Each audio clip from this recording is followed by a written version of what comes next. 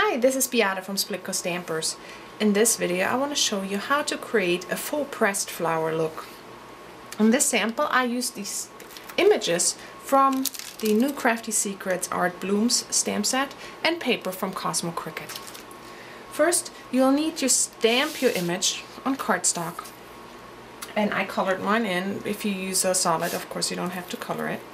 And then you need some Prisma flowers or other paper flowers and adhere it to your image. You can use liquid adhesive. Just make sure, if you do, that it doesn't run over and spill out on your cardstock. Once you have your flowers adhered, you will need embossing folder. I'm using Provo Crafts Textile Texture. Anything that has a tight embossing image on it, and then run it through your machine. I'm using a Big Shot. Oops, and scoot it out first.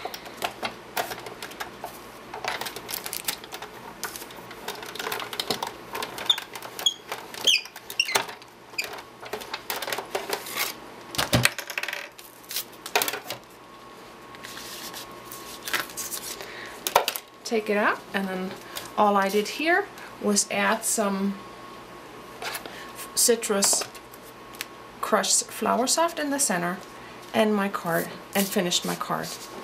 I hope you try it out. It gives your card a very different look. See you next time.